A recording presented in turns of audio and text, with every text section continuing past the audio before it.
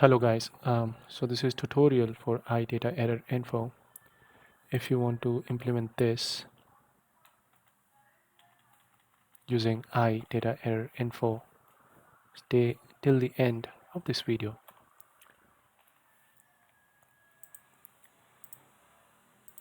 So just to show you the UI, it has basically a grid, and then in the grid there's this username, password, and the submit button. The height is too much. Let's reduce the height for a while. Yeah, and if you see the data context, it's set in the xaml.cs, and the main window view model is there, which implements which has a base class view model base, and which implements a property called iNotify property changed. So here we have to implement the interface IDataErrorInfo.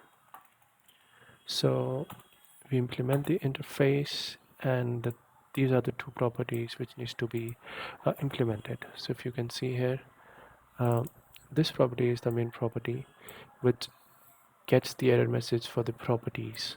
Okay, and so here we have to basically return the error corresponding to the property which comes in as the column name. So for now, just let's return string.empty, and this is not of our concern. So let's just return string.empty.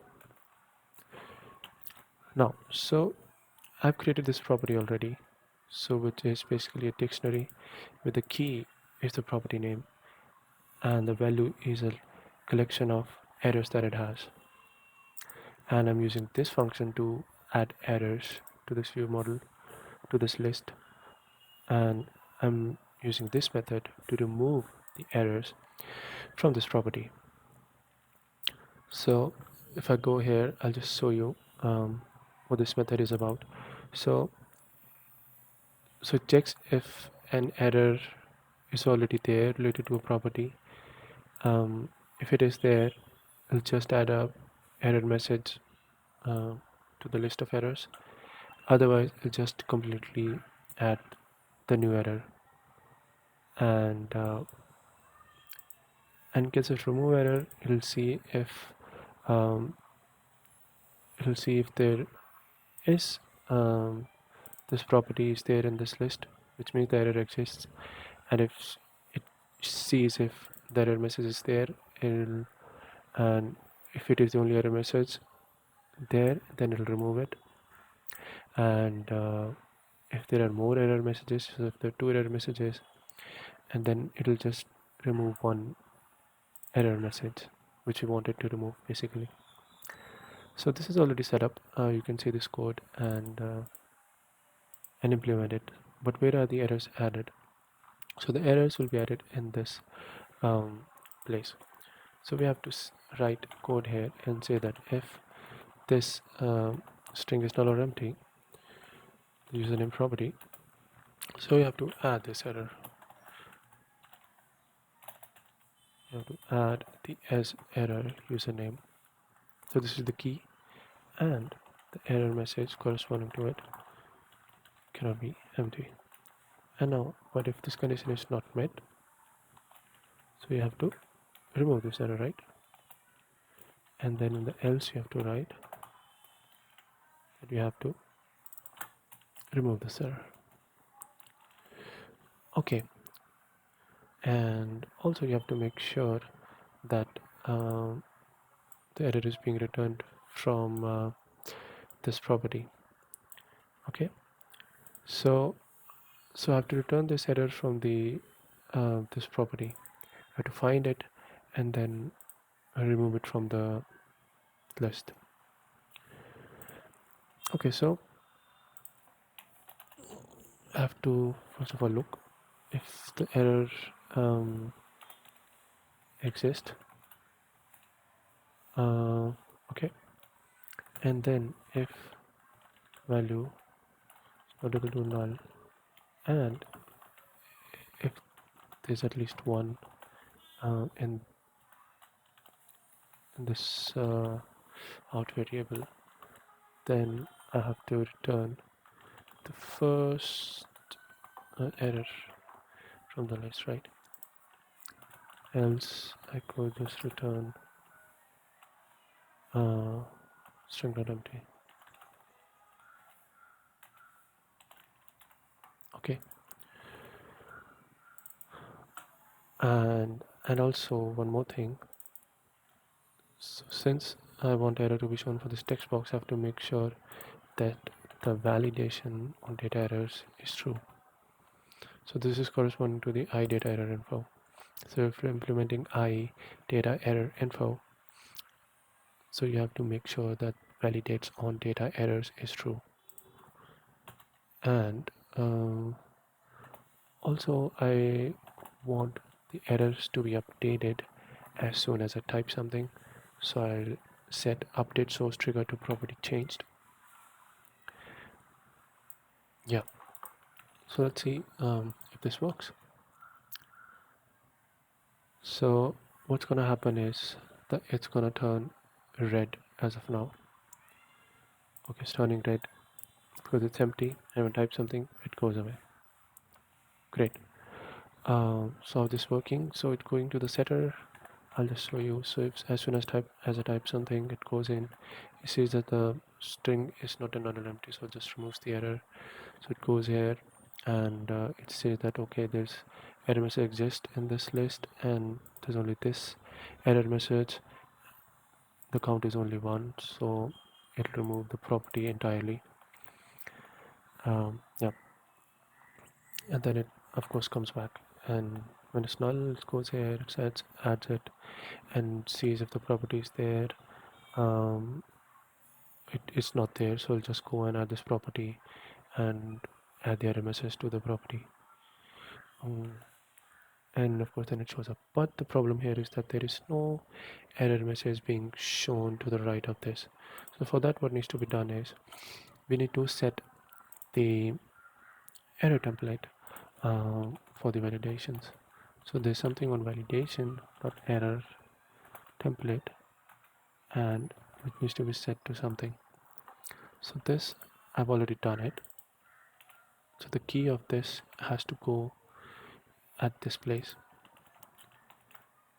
And to tell you about this error template, so it's a stack panel basically, um, and the border around the text box, which is called this adorned element placeholder.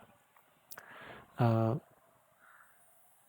and then the error message will be shown in the text block next to it. So stack panel, which is horizontal. So adorned element placeholder is this text box basically. We need a red border around it, so this border is there, and the text blocks next to it will have the error content of the error. So this is something which is coming from validations class. It has to be this only, it can't be something else, like small c won't work and so on. So this has to be just copied basically. Yeah, so let's run this and see if this works. Let's remove our breakpoints. Okay, yeah, so the error is being shown on the right now, and it goes away and it comes back. Great. But what if I want to add more errors? So I have to write the code here then. So if the username length is less than 3 and the length is greater than 0, I just want to add an error which would say the length cannot be less than 3. Okay, and I also would remove it when the condition is not met.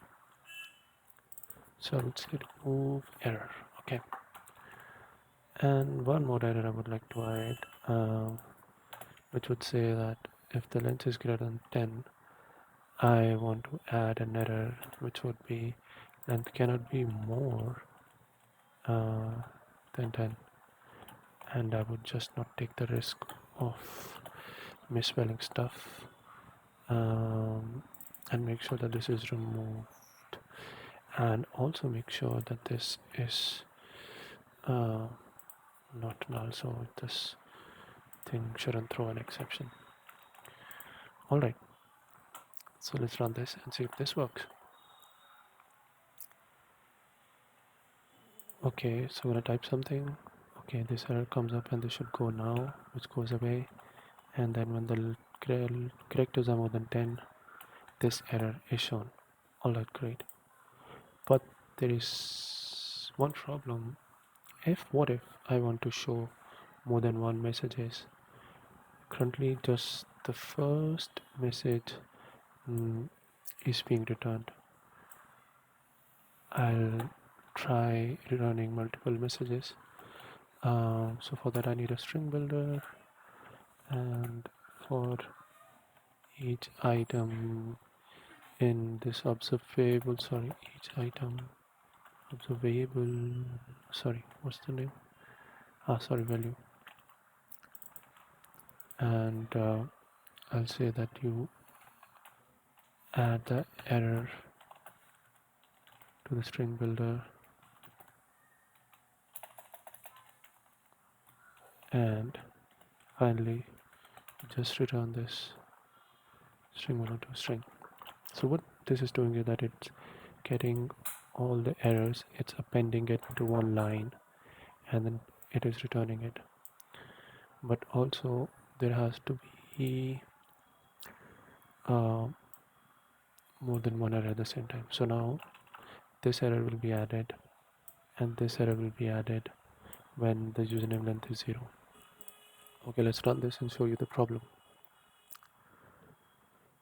So now you can see that the border has exceeded the text box. I'll just comment some code to show you the error better.